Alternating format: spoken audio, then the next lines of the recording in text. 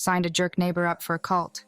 Several years ago, my father-in-law was on the downward slide health-wise, so me and the wife and 2 kids moved into his house to remodel it and help take care of him.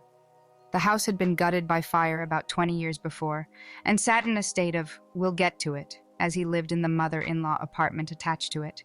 One of the first days I was there, the neighbor came up to me and started talking shit.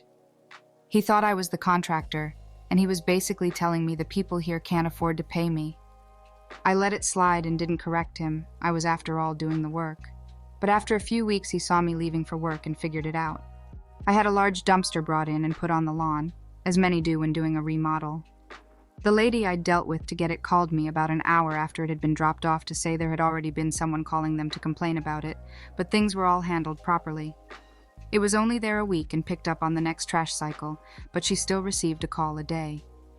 During this time, I had found his old recycling containers had been thrown over the fence with trash in it about a year or 2 before.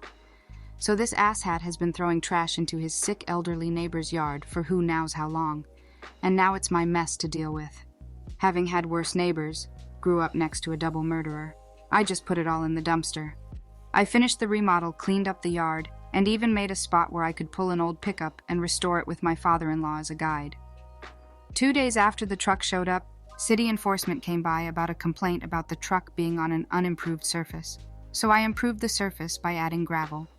They then came out a week or 2 later to make sure I had made the improvements. When the code enforcement officer she had let slip that the grumpy guy next door must really have it out for you, I realized I'd had enough. I copied his business name and address off of his truck. I went and got a $25 Visa gift card and set it up to donate $1 a month in his name, with home address and business name and address attached to it, to the Church of Scientology. Sure, I was giving some money to a cult, but I felt it was worth it. Now I had no way of telling how well it worked.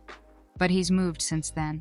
The new neighbor is super nice, and she has asked about the previous people being Scientologists, as she had gotten a couple of weird magazines and newsletters for the previous owners. I hope they still have his business address. I made my manager's ugly baby uglier. Years ago, I worked for a large retail chain under your typical promoted because he's one of the boys manager. He didn't do much that actually needed doing in our department, and even foisted things like employee reviews, product resets and counts, etc. off on me. He mostly hung out shooting the shit with his buddies and chatting with customers, although he didn't sell much because he always tried to push everyone towards the highest end product, even if a more moderate one would suit the customers better. The company rewarded him with prizes like trips and gadgets for our high sales. Sales that I largely made, with a team I trained. And then he would brag about all the cool stuff he got. I didn't like him much. One thing he loved talking about constantly was his baby, maybe 9 months old. He even made a picture of the little tyke, the wallpaper on our display computer. I get being a proud papa, but on top of me already being annoyed with him for being a shitty boss, his baby was weird looking. Nothing was wrong with the baby health-wise, but it was bug-eyed and big-headed like its daddy. This was especially highlighted because babies are already naturally a little like that, and this kid was like if Megamind fucked a pug. And I had to look at a picture of it all day, and all the customers saw it. So I went into a photo editing software and increased the size of the kid's eyes by about another 10%. Not enough for Daddy to notice, but enough that it was startling if you were seeing the picture for the first time. Uncanny Valley vibes. People would subtly react when Bossman showed them the picture and talk about the kid, like they wanted to say something, but absolutely knew they should not. It was small, it was petty, and I still giggle about it years later. Hopefully the kid grew up to look like Mama. My project partner didn't do anything for the project, so I made sure he was held responsible for it. When I was in 7th grade, I was at a private school, and for a project for one of my classes, I got paired up with the worst person in my class.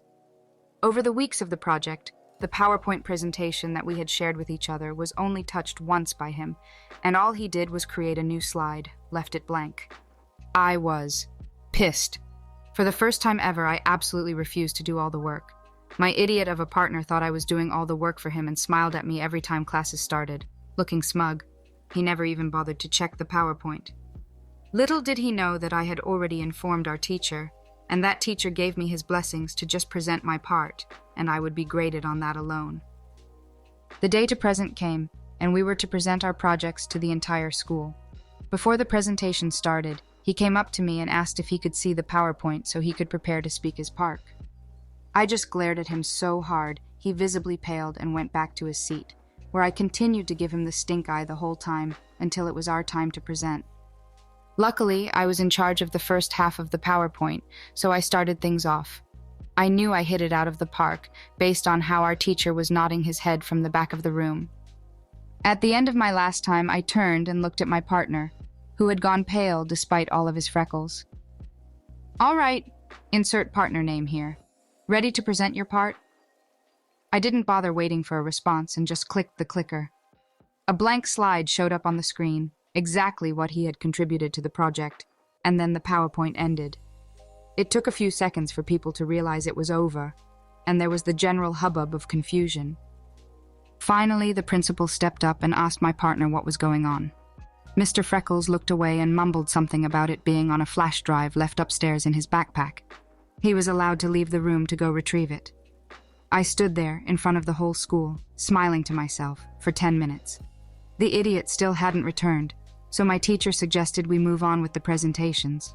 A couple of teachers left to go find my partner, who was quickly found hiding in a closet in one of the classrooms upstairs. I got a 98% on the project, and the idiot got a big, fat 0. He ended up failing the class and had to redo the year.